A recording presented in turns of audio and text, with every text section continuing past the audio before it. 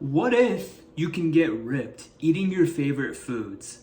When I was 17 years old, I was really skinny and I had a goal that I just wanted to get jacked and I wanted to be ripped and actually have a body that I like. I wanted to be more confident. I wanted everything a good physique would bring me. And I knew at that time, because I was very skinny, that I had to eat quite a bit of food to gain weight. And I needed a little bit of help to do this. So there was this meal plan that I bought online. It had me answer a few questions like, what do you like to eat? What don't you like to eat? What's your favorite breakfast? Whatever. And what I was thinking was, okay, if I pay for this, maybe he'll make me a variety of meals, right? But a week later, when I got the meal plan, I realized it was the same fucking foods I had to eat every single day. And in my head, I'm like, there's no fucking way I could do this. I'm a very picky eater. How the hell can I stick with just one meal plan? And so I had a choice at that time.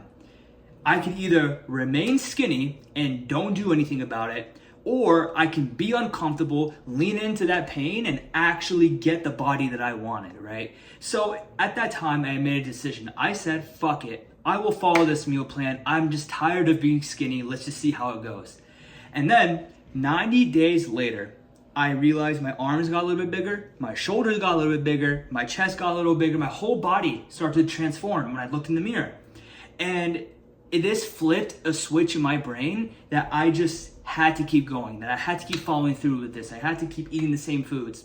The point is, whenever something uncomfortable arises where you have to take a new action or you have to do something that you've never done before, and you're just thinking like, I can't fucking do this. This is gonna be way too difficult. It's gonna be way too painful to achieve. That is when you need to go all in and go all in on that step and achieving that goal. So when I got that meal plan, in my head, I'm like, there's no fucking way I can do this. But I stuck with it, and through that pain, I was very uncomfortable, but I got growth out of it. I got what I wanted. And even then, the meal plan wasn't even that hard to do because the whole list was from breakfast to dinner. It was a list of all of my favorite foods that I had to eat daily. And I thought that was gonna be way harder than it sounded, but it was actually very simple because I enjoyed eating the foods every day. It was so simple.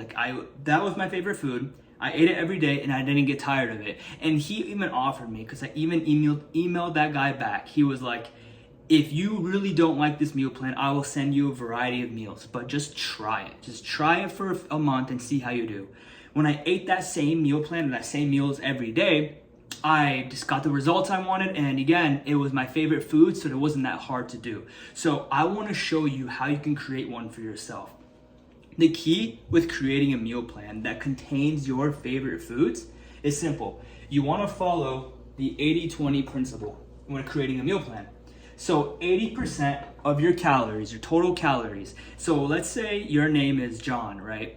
And you want to build muscle and you have to eat 2,500 calories to gain weight. So if you do the math, 80% of 2,500 is going to be 2,000 calories. And those calories are going to come from nutritious foods like lean meats, like fish, animal meats. So fish, beef, seafood, chicken, or whatever it is, right? Lean meats and healthy fats like oils, avocado, olive oil, butter, and then healthy carbs like fruits, vegetables, and whole grains.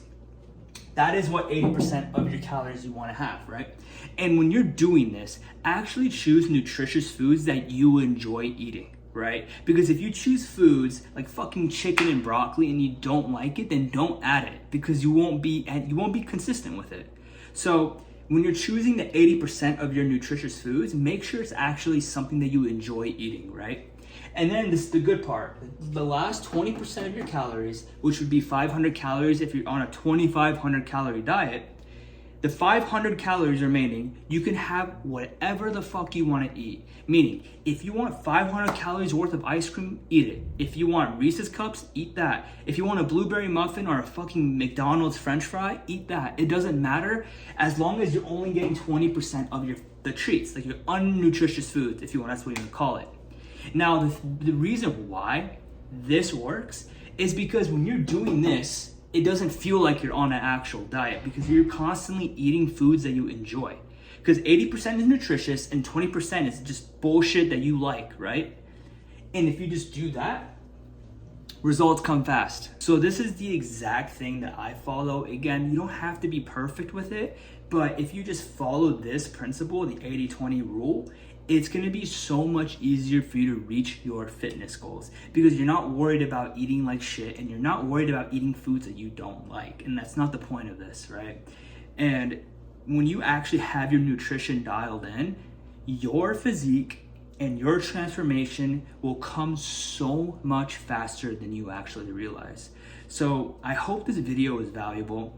And maybe in future videos, I'll actually show my own personal meal plan. Like I'll put a screenshot because I have to remake it because I've just been eating the same thing for a while. And again, if you get bored of it, you could always just switch it, right? The whole goal of this is for you to feel your best and look your best, right? And if you're eating foods that you actually enjoy, it makes it a cheat code to actually achieve what you want. So again, thank you for watching this video. Please subscribe if you actually like content like this, and I'll make more videos like this in the future.